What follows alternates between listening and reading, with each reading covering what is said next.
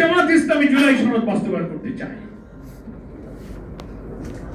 জাতীয় সংসদে বিএনপি জুলাই সনদ বাস্তবায়নের জন্য সংবিধান সংশোধনের প্রস্তাব দিয়ে একটা বিশেষ কমিটি গঠনের প্রস্তাব দিয়েছে।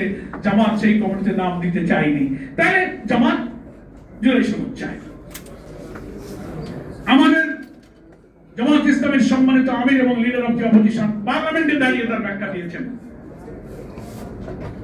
বিএনপির ৩১ দফার প্রথম দফাই ছিল হলো কি? সংবিধান সংস্কার, সংশোধন নয়। গণমাধ্যম কর্মীরা আপনারা সচেতন, ৩১ দফার কাগজ পড়ে দেখেন।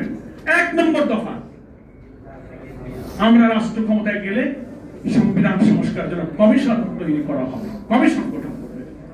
এখন যে কমিশন কোথায় গেছে?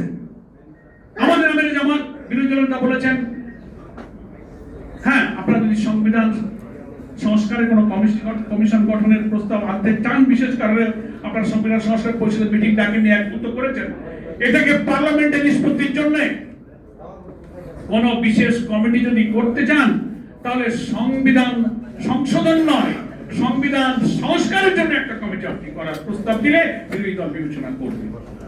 তো জবাব দিয়েছেন। আপনি এটা প্রচার করে যাচ্ছেন যে জামাত সংশোধন করতে চায় না। আর একটা কনফিউশন করছেন, জুলাই সনদের লাল যে বইটা আছে, জুলাই সনদের ঐক্যমত্য কমিশনের স্বাক্ষর, ওইটা পার্লামেন্টে দেখায় সালাউদ্দিন সাহেব আইনমন্ত্রী, ইভেন মাননীয় প্রধানমন্ত্রীও বারবার বলতেছেন যে ওই যে দক্ষিণ প্লাজায় আমরা যে জুলাই সনদে স্বাক্ষর করেছি, অক্ষরে অক্ষরে আমরা মানব। এই একটা কথা কনফিউশন।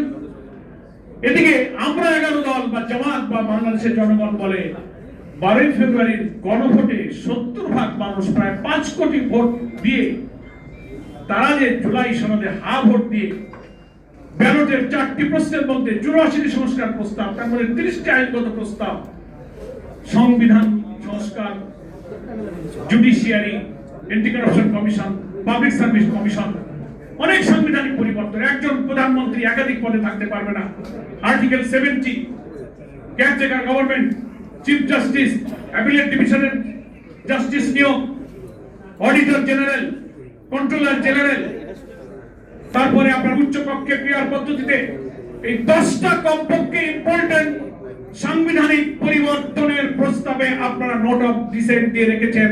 ওই লাল বই যেটা দেখান, ওইখানে আপনারা সব নোট অফ ডিসেন্ট দিয়ে রেখেছেন। সালাউদ্দিন সাহেবের এই অক্ষরে অক্ষরে মানা, প্রধানমন্ত্রী অক্ষরে অক্ষরে মানার ব্যাখ্যা হলো ওই নোট অফ ডিসেন্টের কমপক্ষে 10-12টা মৌলিক জিনিসকে বাদ দিয়ে যা থাকবে তাই ওনারা সংবিধান সংশোধনের বিল আকারে পার্লামেন্টে আনতে চান। এটা হচ্ছে ওনাদের জুলাই সনদ বাস্তবায়নের শুভঙ্করের ফাঁকির ব্যাখ্যা। আর আমরা কি বলেছি? আমরা বলেছি গণভোটে, এই যে আমার কাছে গেজেট আছে, গণভোটের গেজেটে যে 4টি প্রশ্নের উত্তরে আমরা হ্যাঁ বলেছি, সেখানে সংবিধান সংস্কারের ঐক্যমত্য কমিশনের সবকটা প্রস্তাবে without any note of dissent, কোন নোট অফ ডিসেন্ট ছাড়া সেখানে প্রায় 70% মানুষ হ্যাঁ বলেছে। তার অর্থ হলো আপনার ওই নোট অফ ডিসেন্ট যে দিয়েছেন, ওটা 70% মানুষের ভোটে নোট অফ ডিসেন্ট খারিজ হয়ে গেছে, ওটার আর কোনো মূল্য নাই। আপনারা বলেন মেজরিটি নো, আপনার পার্লামেন্টের মেজরিটি ব্যাখ্যা এক, আর গণভোটের 70% মেজরিটি কিন্তু আরেক। সংবিধান বিশ্লেষক, আইন আমরা পরিষ্কার বলেছেন, পার্লামেন্টে আপনারা যে আসনগুলো পেয়ে মেজরিটির শক্তি দেখাচ্ছেন, এই মেজরিটি গণভোটের মেজরিটির সামনে কিন্তু সভরেন নয়।